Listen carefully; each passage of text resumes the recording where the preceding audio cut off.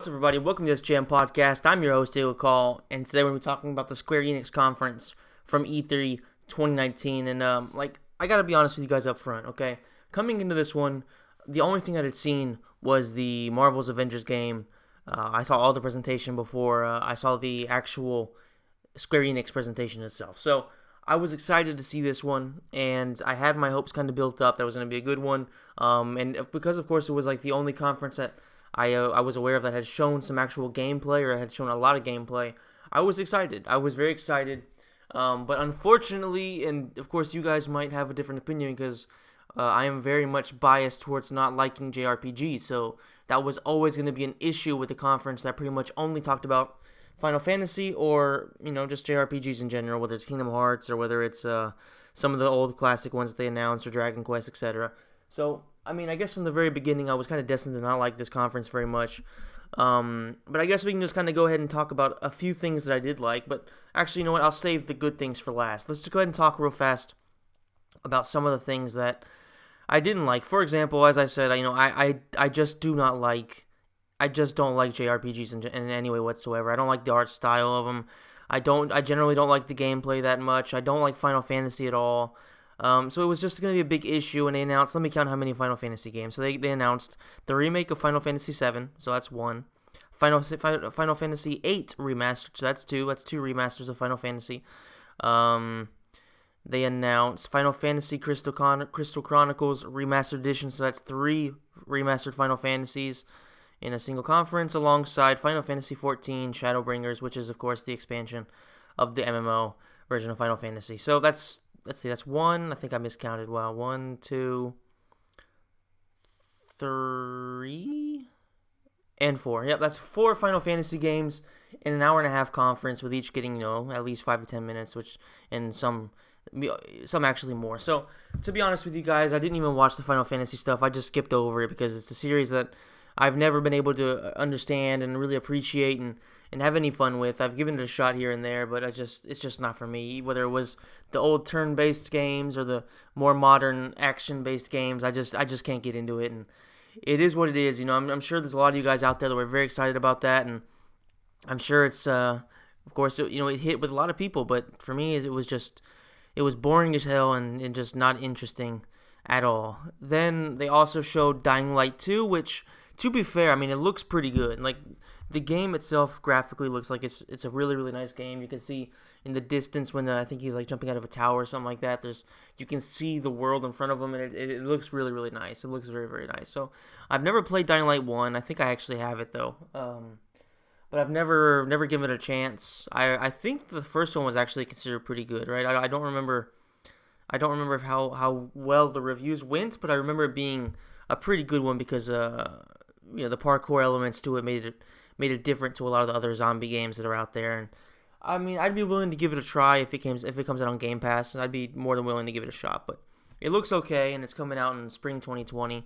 But really, like, for me, there was no hype for that game, but it does look good. Then they talked about Outriders, developed by People Can Fly, who is the studio behind Bulletstorm and Gears of War Judgment, which unfortunately, that doesn't really leave me a lot of optimism, because Gears of War Judgment was by far the worst Gears of War game, and it wasn't even remotely good. So that left me kind of worried.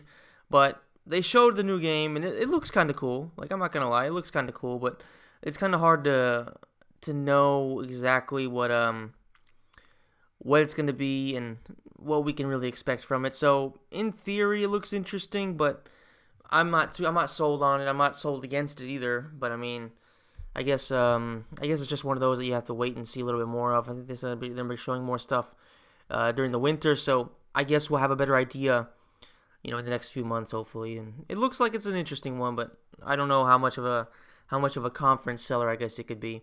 Then they talked about Dragon Quest Builders 2, which is, of course, essentially the Dragon Quest version of Minecraft. So Dragon Quest, it's a Toriyama game. It's been out, the series has been around for a couple decades at this point, maybe more. So this is gonna have a big fan base. I'm sure in Japan it's massive. But for me personally, I've never been a fan of Minecraft. There's been a few times where I played it with my brother and a friend Sebastiano or something like that. we had a fucking hilarious time. But for the most part, Minecraft's not really my cup of tea. And so this isn't going to be any better in my opinion. I mean, and it's only on PS4 anyway, so I don't even have a PlayStation, so I'm not too worried about it in any way whatsoever. But regardless, like this is a game that doesn't really get me excited, so I'll skip over that. And then they did talk about Dragon Quest 11, so we have no idea as far as I know. Oh yeah, the game releases this fall. That's right. I was gonna say we have no idea, but the game releases this fall. So, I mean, I don't know. Like, I won't pick this up regardless. Even my girlfriend has a Switch, so technically I could play it, but I just don't see myself spending any money on this game. I've never been a Dragon Quest guy, and yeah, so this is just another one of these in the conference that really just kind of left me bored and skipping forward, to be honest with you guys. Then they have a new game from the Tokyo RPG Factory, which is called Oninaki, and I don't know. Like, it's another JRPG. Doesn't interest me, and this is going to be very, very, it's going to be a very common theme for this conference. Like I said, like, it's pretty much going to be, for the most part, just me saying, I don't like this, I don't like that, I don't like this, I don't like that. So, I mean, and unfortunately, it's kind of a bit of a theme for E3 in general, because it hasn't really been a good one at all. Like, it was pretty shit, if I'm honest with you guys. Of course, now it's over, and I'm a little bit behind with my coverage, but I still want to get my thoughts out there, finish everything I want to say, and that way it's all out there, and anybody who wants to listen to it can. But I mean, like, it was a shitty 3, to be completely honest with you, and this one was arguably the worst one so far. Moving on, they talked about the Square Enix Collective, which is something I can actually get behind a little bit, because I like the fact that these major companies do try to help out some of the smaller developers, give them a bigger platform. This isn't necessarily indie, because these games don't look indie. You know what I'm saying? Like, I would say that they are kind of in between being indie and being a major title. So they announced 2 in particular.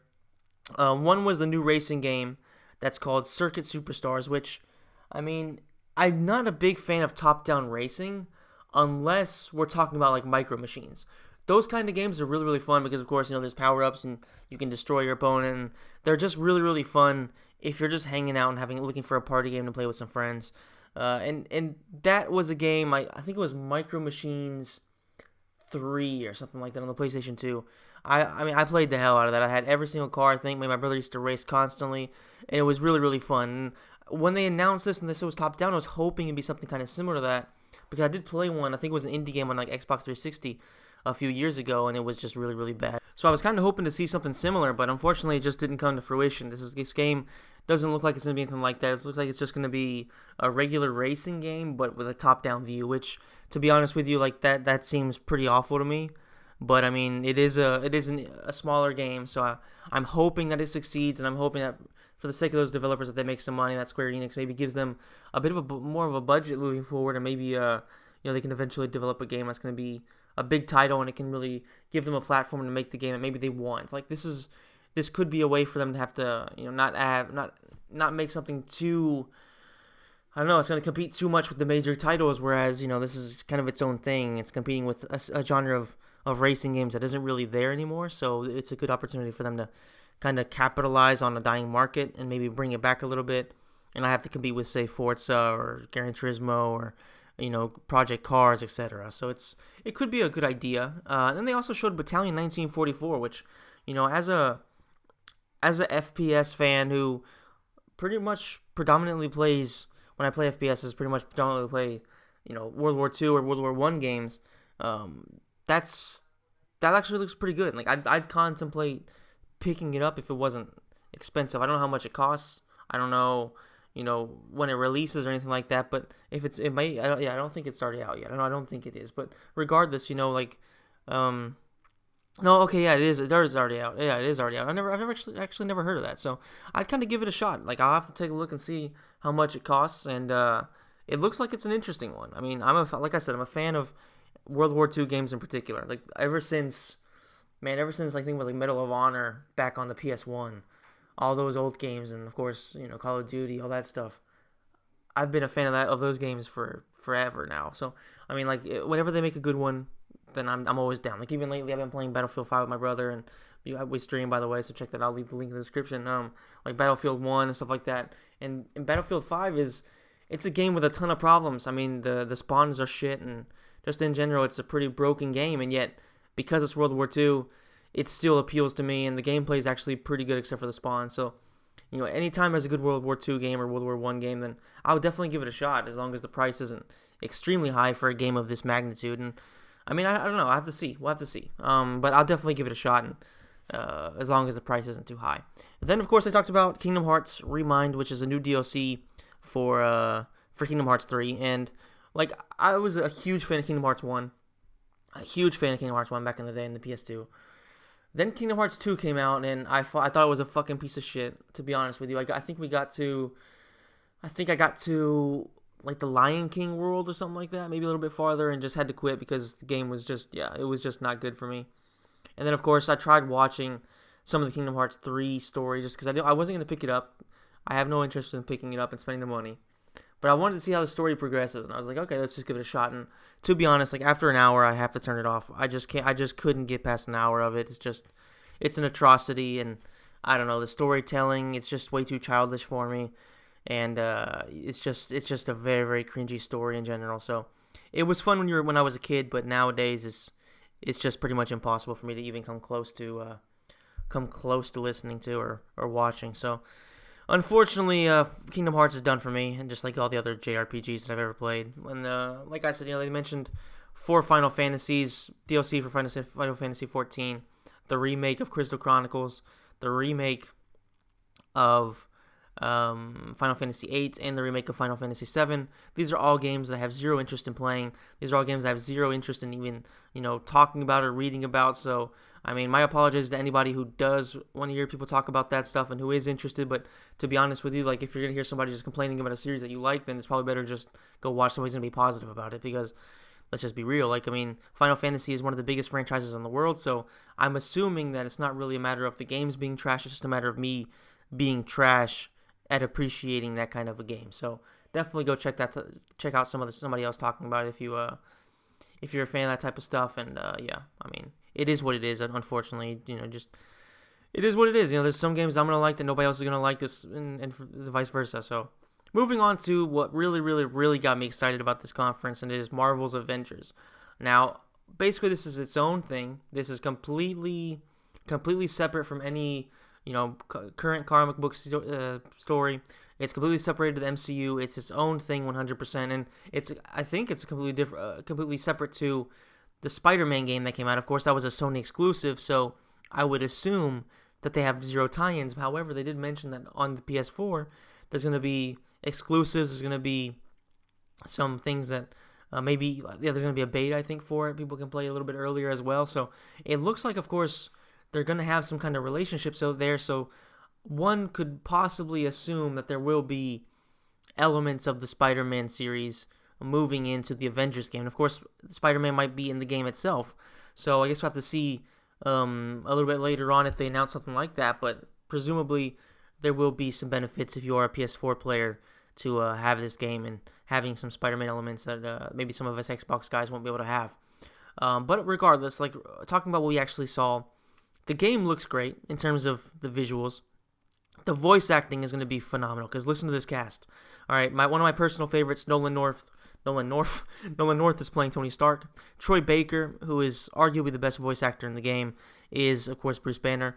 Jeff Shine is Captain America. Travis Willingham is Thor, and Laura Bailey is Black Widow. So there's plenty of huge names in the video game voice acting world. So I think it's going to be a good one. It's going to be a very, very, very good one. The cinematics look really good. And just the idea that, the Avengers are in a situation where they are hated by pretty much the entire world. And, well, not the entire world, but at least by San Francisco, or the Bay Area in general, I guess you could say. And the fact that they're up against the ropes at the very beginning, it goes a long way. Because I like these type of scenarios where superheroes, they're pretty much fucked. Where they're in a situation where it looks like they may never be able to solve it, and it's a disaster. So I'm a big fan of that type of scenario, and I look forward to seeing what they do with this, because I think that the potential is huge here. The potential is absolutely huge, with the fact that you can actually customize your characters, and there's going to be a growing list of characters as well. So presumably they're going to be adding DLC to it. Looks like they said it's going to be going on for a while. Like, once this game comes out, they intend on building it up a little bit, and and have it going for a while. So that's a good thing. I mean, as long as it's not like some kind of money grabbing thing, because they did say that there won't be new loot boxes. They said we won't be pay to win. But they didn't deconfirm the fact there's going to be microtransactions. Now, what I'm thinking is maybe it'll be kind of like MK11, where with the customization you can buy gems or time crystals, I think they're called, and you can actually purchase some of the skins using time crystals in a marketplace that is time based. So for an hour there's a skin. If you want to buy, you can use real money. If you don't, then you can just unlock it in the crypt or doing the towers. So I think that might be what they're going to go with. It's a model that, yes, it's kind of annoying because nobody wants microtransactions, but at the same time, it's not invasive. It doesn't make it pay to win. It's purely cosmetic. And at the end of the day, if you want to spend your money on costumes, then do it. There's nobody's ever had an issue with that. Nobody's ever had an issue with that unless the pricing for the costumes is crazy. If the prices for the costumes are relatively normal, if they're relatively acceptable, then nobody's going to complain. So if they go with that, then be my guest. That's something that I'm completely 100% not against. So that's pretty much all I have to say about this conference. Let me just check one more time to make sure that I got everything that I wanted to kind of talk about. They talked about The Last Remnant, which was, I think I already talked about this, but I'm not sure. They talked about a game called The Last Remnant. They're going to basically be remastering it, and another one that doesn't really interest me, so I guess there's really nothing to say there. So yeah, this was, in my opinion, by far the worst conference. Not because, how can I put this? Okay, it was the best conference in terms of showing gameplay. They showed a lot of gameplay, and I'll give them credit for that. Unfortunately, they showed gameplay for games that don't interest me. So for me personally, for my personal taste in video gaming, this was the worst conference by far just because of the games they showed, except for Avengers. Avengers interests me in a big way. The rest of it just doesn't. The gameplay, like I said, was there, but the titles, they just weren't. And yeah, it wasn't my cup of tea. So if I have to give it a rating like I've been doing with all the other ones, I honestly have to give it a worse rating than Bethesda, because at least Bethesda showed, they showed Other Worlds, I think is the name of the game, the new Obsidian game. They did show Doom Eternal, which even though I've tried my best to get into Doom 2016, I haven't been able to, but it still looks really good. They showed gameplay for that. So I have to say, I do think that this was worse than Bethesda, just for me personally. Just for me personally, because at the end of the day, you have to take into consideration your own personal taste. You can't just try to be like, okay, listen, people love Final Fantasy, so this is clearly a great thing. No, I'm going to talk about my personal opinions.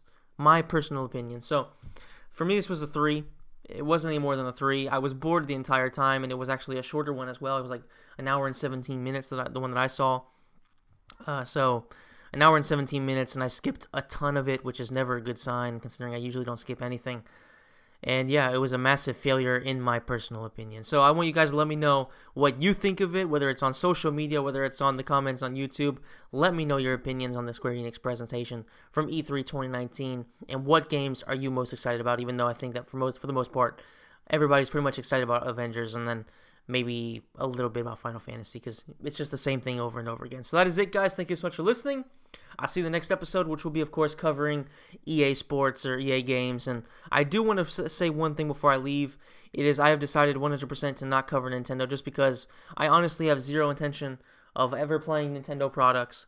I have zero intention of reviewing any of the Nintendo stuff, just because I have nothing positive to say about them. So I've never been a fan of Nintendo, and I don't intend on doing a 20 to 30 minute, probably more, honestly, because it's probably going to be longer than 30 to 45 minute podcast of me just being negative about all things Nintendo. Because at the very least with Square Enix, I had some positive things to say, like Avengers, and the fact that they did support some of the indie developers and stuff like that. I do have some positive things to say about this conference, even though I thought it was a garbage fire. But about Nintendo, I simply have nothing nice to say, because I hate their politics. I hate the way they treat their YouTubers. I hate the fact that they fuck over kids constantly by releasing the same game constantly. And I hate the fact that their consoles are pretty much garbage. So that is it, guys. I'm going to end it like that. Fuck Nintendo.